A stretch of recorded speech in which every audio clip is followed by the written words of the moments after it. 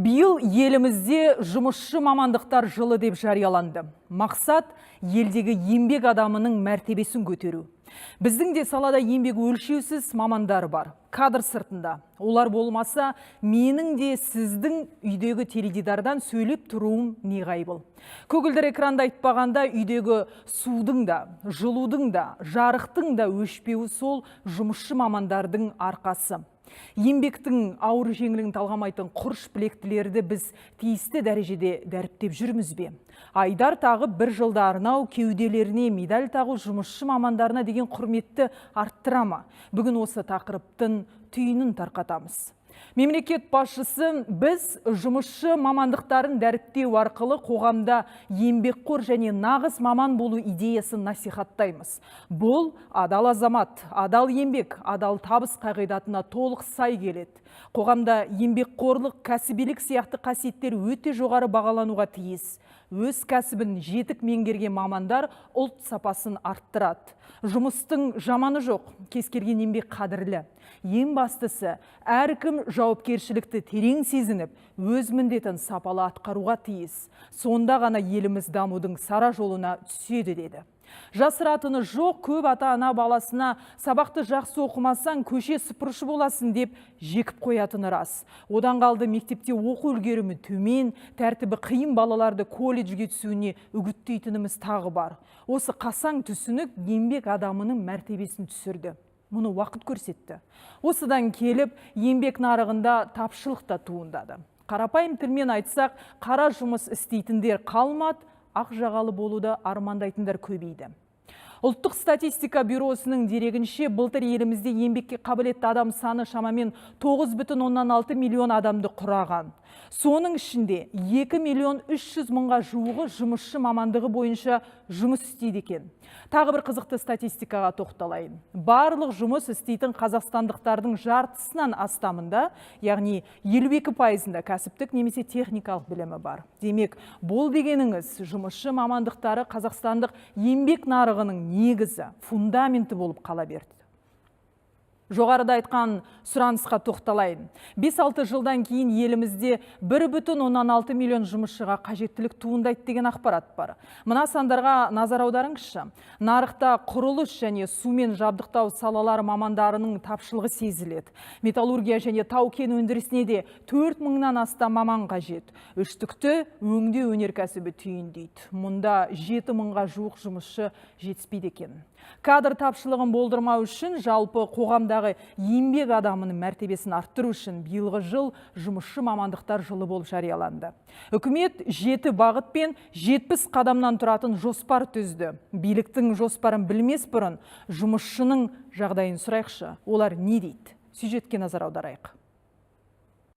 Қымбат көрермен, дәл қазір мен Астана қаласындағы нөмірі 2 жылу электр орталығына келдім. Мұнда сағатына 555 мегаватт электр энергиясы және 2000 гигакалория жылу өндіріледі екен. Осының арқасында мыңдаған қала тұрғыны жарықпен және жылумен қамтамасыз етілген. Тәулік бойы жалғасатын жұмысты 1800-ден аса маман жүзеге асырып отыр. Ендеше олармен тілдесіп, жақынырақ танысайық.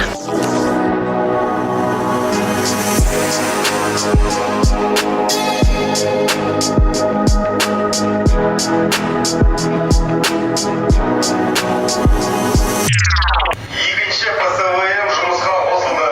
Үшінші шитқа кіруіңізді сұраймын.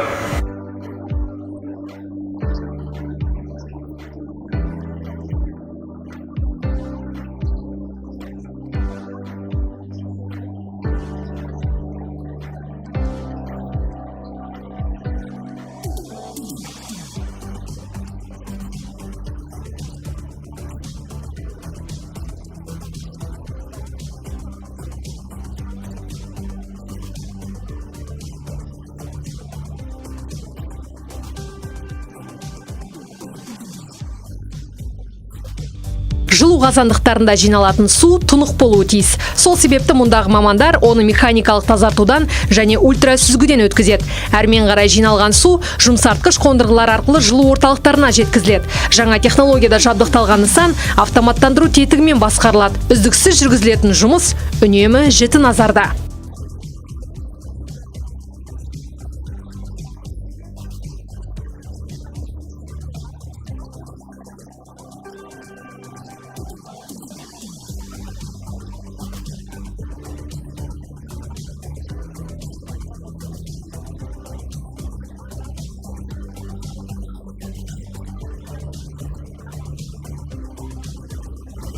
электрик, механик, қоқыс сұрыптаушы, дәнекерлеуші, тігінші және өзге де еңбек адамдары ел дамуының басты факторы. Өйткені өндіріс, құрылыс, қызмет көрсету және ауыл шаруашылығы салаларында олардың атқаратын үлесі орасан. Бір ғана адамның қызметі бүтін бір қауымның жандануына тікелей түрткі болады. Сондықтан да ел игілігі үшін тынымсыз тер төгіп жүрген жандардың жұмысы қашанда қолдауға лайық. Назым Қайрат, Мирлан Нұрмжанов, 24 KZ, арнайы түйін үшін.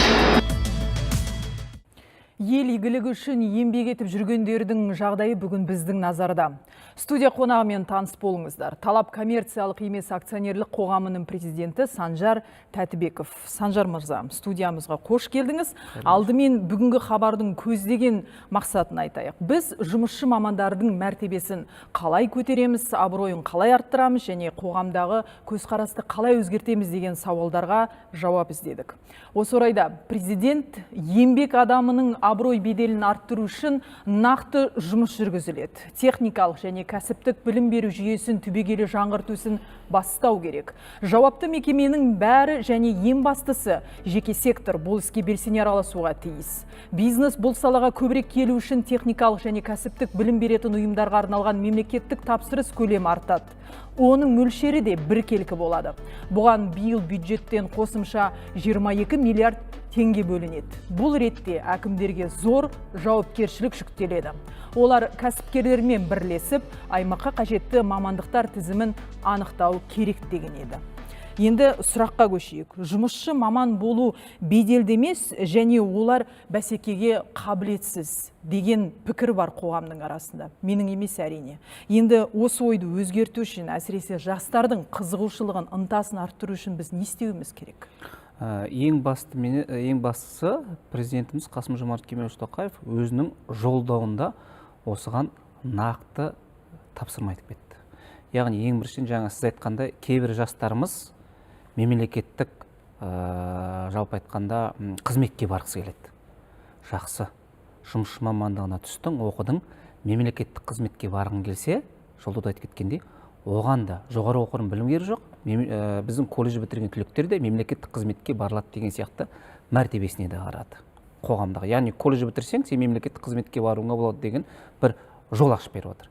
Екіншіден, осы жұмысшы мамандықты иеленген әрбір қызметкер өзінің еңбегін төгіп елімізге қызмет жасаса, ол мемлекеттік наградалар тізіміне енсін ондай адамдар. Яғни оның да жалпы айтқанда спектрі өсетін болады. Яғни үкіметтік деңгейде ол да қарастырылады. Яғни ертең жақсы шахтеріміз, мықты металлургіміз, тағы да басқа сындылары ертең мемлекеттік наградалар тізіміне еніп отыр. Енді қоғамда жастарда қарайтындай, мынау мемлекеттік наградалардың тізіміне мен де енгім келеді, мен сондықтан да жақсы жұмыс жасағым келеді деген принцип қалыптасады. Сонымен қатар тағы да қандай, өздеріңіз естіп жатсыздар, үкіметтің отырысында да айтылды, белгілі бір ипотекалық наурыз ипотекасы да қарастырылса жұмысшы мамандарға да. Әрине жұмыста жүрген адамдарға да бұл беделін арттыруға бір серпіліс беретін дүние. Әлеуметтік кепіл дейсіз. Әлеуметтік кепіл. Сонымен қатар белгілі бір кейбір министрліктеріміз үкімет отырысында 15%-ға өздерінің саласындағы жұмыскерлер үшін жалақысын өсетінде айтылып кетті. Яғни әртүрлі үкімет тарапымыздан президенттің тапсырмасыменен енді әртүрлі іс-шаралар өткізу мүмкін, дегенмен де қоғамда әлі пікір осындай қалыптасқанда, бірақ бұл қоғамдағы әрбір мүшенің басты міндеті ол пікірді, саңсақ пікірді өзгерту. Ол оқу-ағарту министрлігінің ғана тарапындағы жұмыс емес.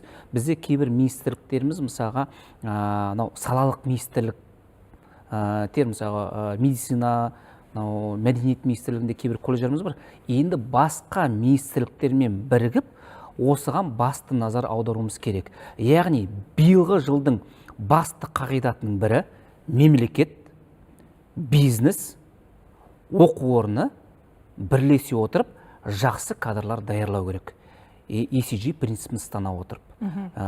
Бұл жерде министрлік дегенде әрбір салалық министрліктің өзінің атқаратын функциясы бар.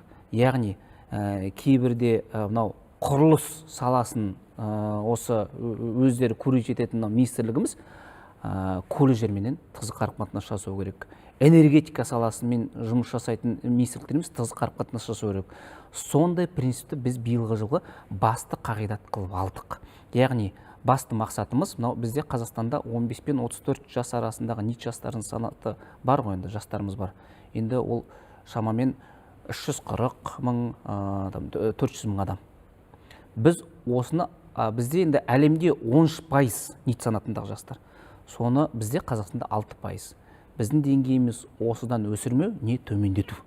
Яғни жастарды, неғұрлым НИИТ санатында жастардың санын азайту.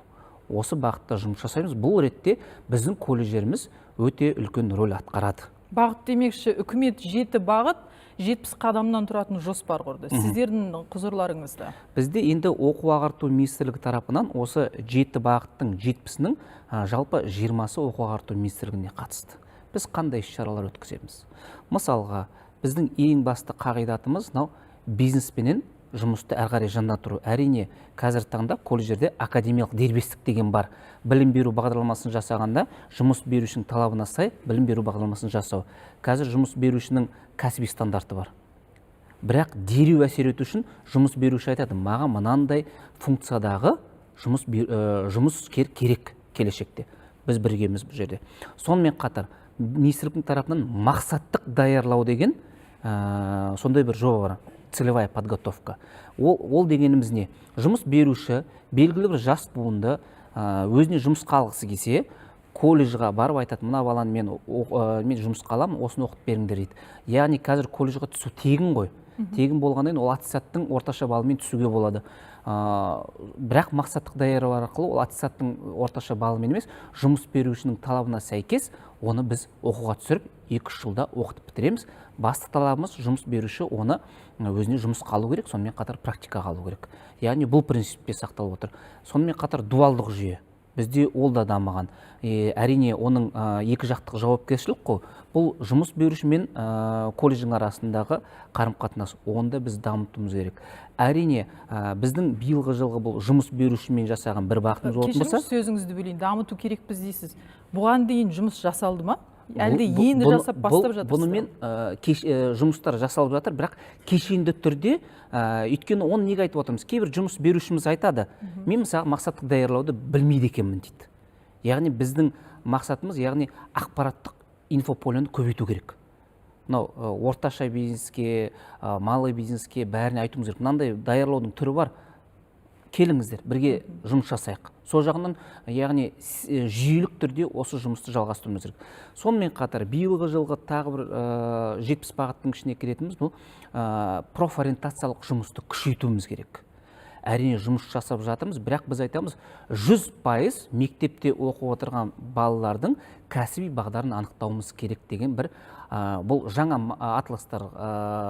атластарға да сүйенеміз, мамандықтар атласына да сүйенеміз.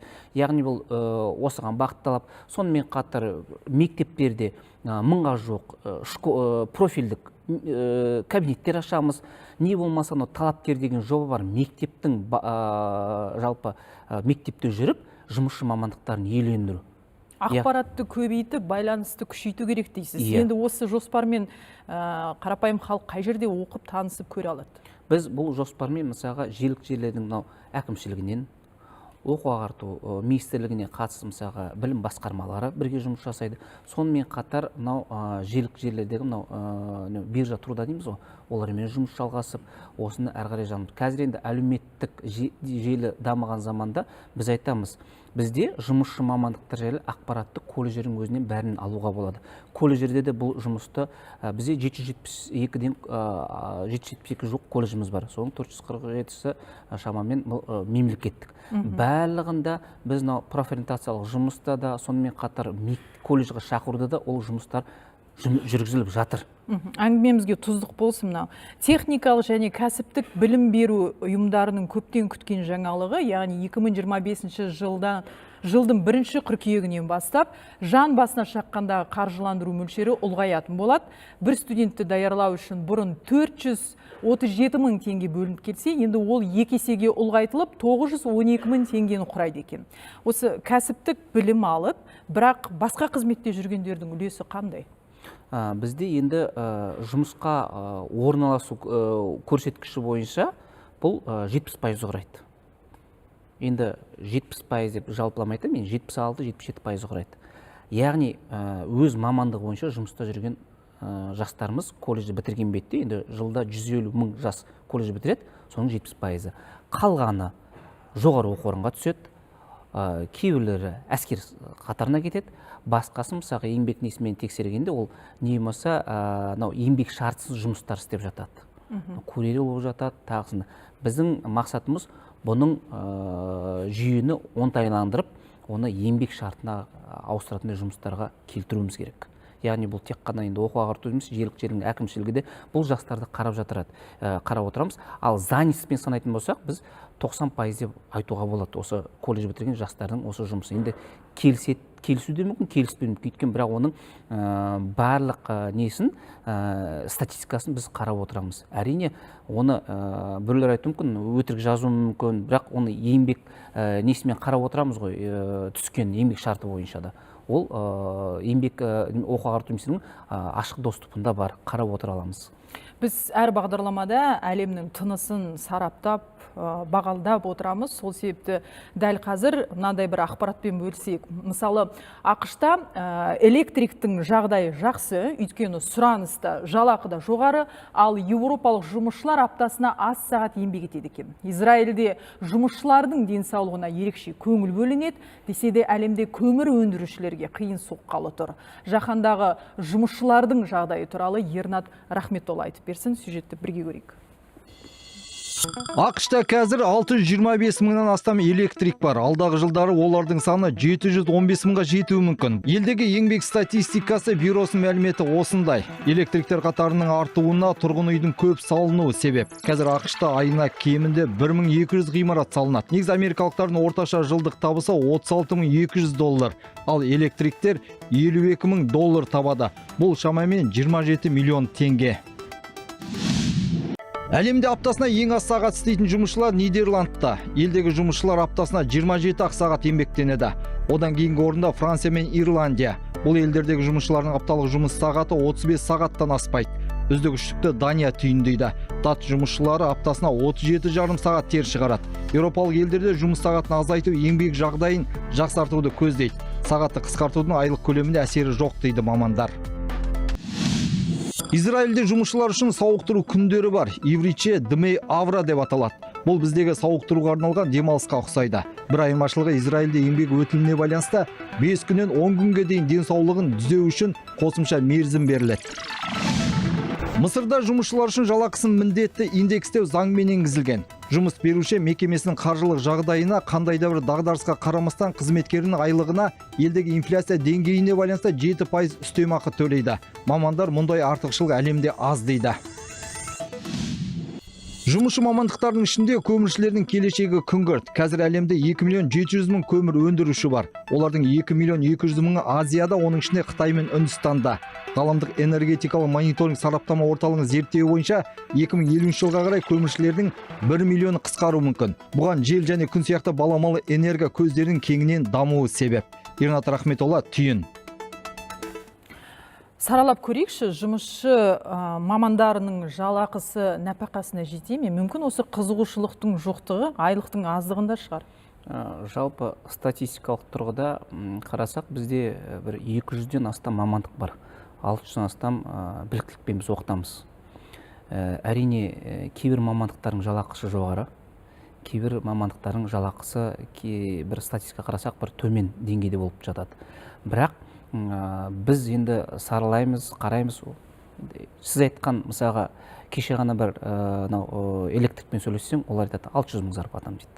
Сантехник айтады, мен 400 мың теңге алам дейді. Ол колледждің базасында оқып жатып, колледжде оқып жатқан, енді Алматыда бір колледжіміз бар, сонда жанында жүрген заводта сварщик болып 250 мың теңге алады, колледждің базасында жатып жұмыс жасап жатыр. Не болмаса құрылыста жүрген 600 мың. Әрине, бұл жерде мен жұмысшы мамандықтарының қызмет өндірісін келтіріп кету керек. Қызметтік біз енді көбіне индустриялық мамандықтарға назар аударып, олардың жалақысы осындай емес. Қызмет өндірісінде де жалақысы 300-400 мыңнан кем емес. Неліктен? сіз ойлауыңыз мүмкін ол келмей жатқан сияқты. Бізге мен ойлаймын статистикаға сүйенсек, наоборот жастарымыз керісінше жұмысшы мамандықтарына бар, бірақ тұрақсыздық болуы мүмкін. Яғни бұл белгілі бір жұмыс жасап жатып, мысалға тігін өндірісінде де 4-5 ай жұмыс жасайды да, оның жалақысын мен сұраймын ғой, қанша? 400-500 мың жалақы алатындар бар. Абион көлеммен де жұмыс жасайтындар бар, бірақ белгілі бір компаниямыз бар. Ол айтады, неге кетіп қалды десек, ол өзінің жеке ісін ашуға кетті дейді. Яғни ол тігін өндірісінде ондайды дамыған. Не болмаса дәнекерлеу ісінде де, дәнекерлеушілерімізде мысалға 400 мың мен 600 мың арасындағы енді жұмысшы мамандықтардың ішіндегі көп алу мүмкін дейміз, IT мамандығына қатысты жұмысшы мамандықтарымыз, енді колледжеріміз оқиды ғой, онда 600-800 мың, не болмаса мастерлеріміз ол 1 200 000 шейін алатын жұмысшы мамандықтардағы веб-разработчиктер бар. Осы ретте тікелей эфир басталмас бұрын сізбен біз болып сұхбаттасып отырған кезде жасанды интеллектке байланысты жақсы ақпаратпен бөліскен болғансыз. Соны да айтып өтсеңіз көрерменге. Бұл мынандай ақпарат, осы әлемдік экономикалық форумның Future Jobs деген 2025 жылғы үлкен есебі шықты. Сол есепке шықтық, әлемдік жұмыс берушілердің 60% айтады екен да, 2030 жылға шейін біздің жұмысшы мамандықтарымыз трансформацияға ұшырайды. Яғни жаңа көрсеткен сіз ғаламда жұмыс жасап жатқан әрбір жұмысшы мамандықтар өкілдерінің әрбірін біз цифрлық дағдыны, автоматизацияны, робототехниканы қажет ететін боламыз. Сізбен жаңа айтып кеткенімді, ең құрмаса тігін өндірісінде де біз цифрлық дағдыны қамтамасыз етеміз. Аспаздық өнерде де цифрлық дағдыны қамтамасыз етеміз. Яғни біздің енді мемлекетіміздің басты принциптерінің бірі жұмысшы мамандығының басқа мамандық бола ма, біз цифрлық дағдыға назар аударуымыз керек.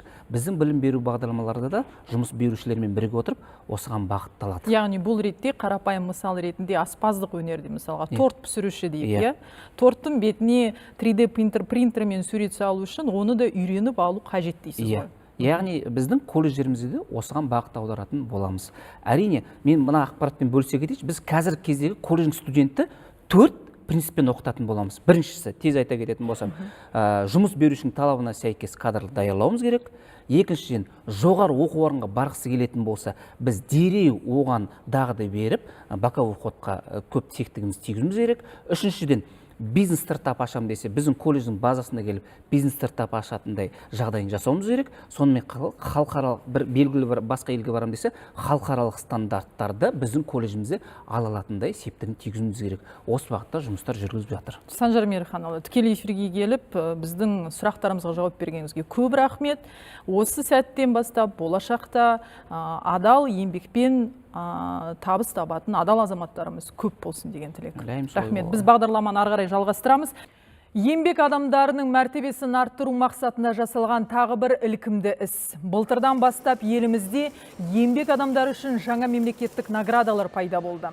Талай жыл маңдай терін төгіп, жұмысын адал атқарып жүрген азаматтар енді еңбек сіңірген құрылысшы, еңбек сіңірген өнеркәсіп қайраткері, еңбек сіңірген геолог, еңбек сіңірген кенші сияқты наградалармен марапатталмақ. Кенші демекші, Жезқазғаннан 200 шақырым қашықта орналасқан Жомарт шахтасында жұмыс істейтін кенші 7 қат жер астына киіз үй тікті.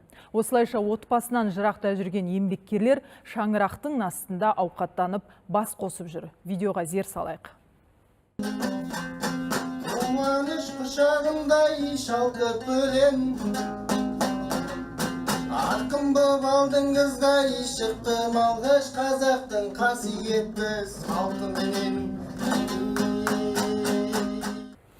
Биыл жұмысшы мамандарды қолдау мақсатында арнайы ипотекалық бағдарлама іске қосылды. 72 миллиард теңге көлемінде 2440 несие беру жоспарланып отыр. Бұл да мамандыққа қызығушылық оятатын қадам деп білеміз. Бүгінгі бағдарлама осымен тәмам. Мәселенің түйін тарқатуға тырыстық. Келесі жұма сағат 21:30-да 24 KZ арнасында қайта кездескенше.